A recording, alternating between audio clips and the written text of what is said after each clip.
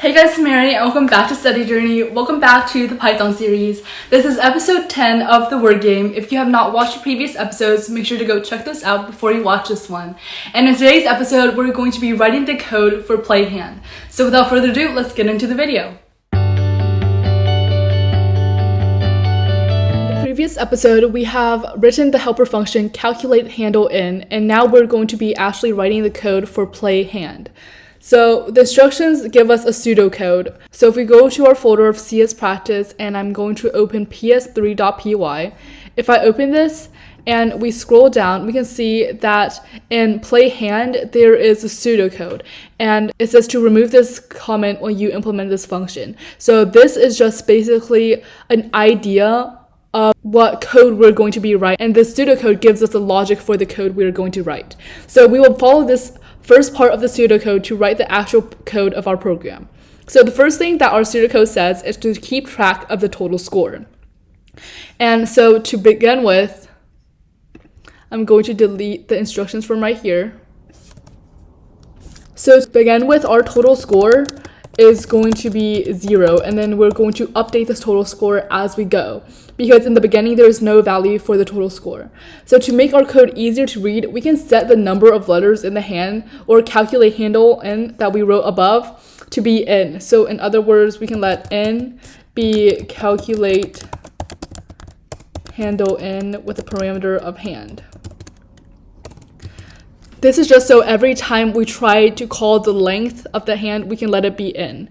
And then now when we use the function, we can just call in. So the next pseudocode tells us to display the hand as long as there are 0 letters left in the hand. So so in the beginning, we must first display the hand.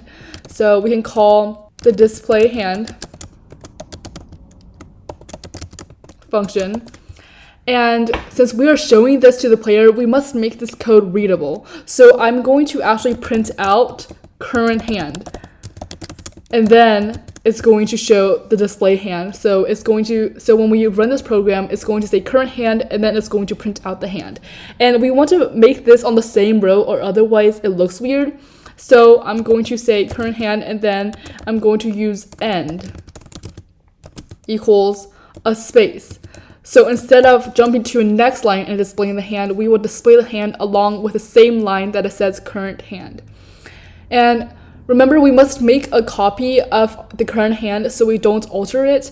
And we will be updating the hand when the user guesses a word to what is remaining. Then we will let the user guess another word if they wish. So our instructions tell us that the user can finish playing a hand if we implement 2 exclamation points instead of a word. Otherwise, if the hand is not empty, then we will run this loop.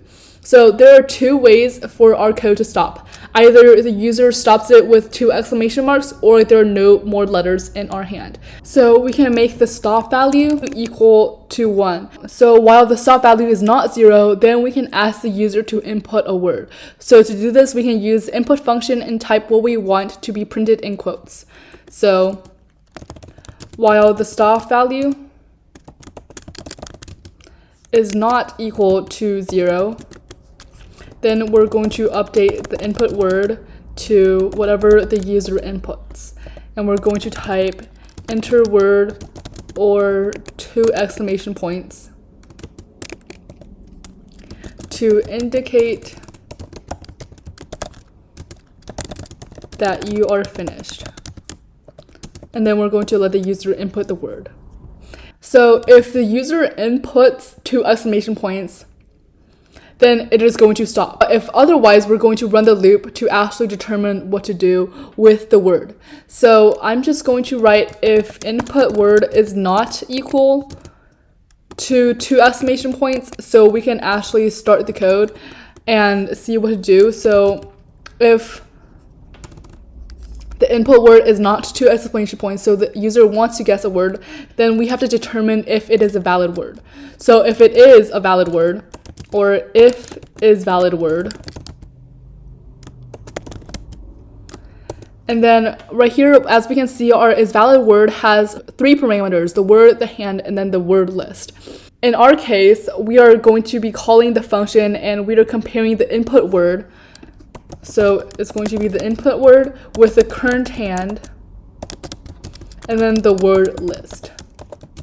So if this is true, in the next video, we're going to determine what we're going to do if it is a valid word.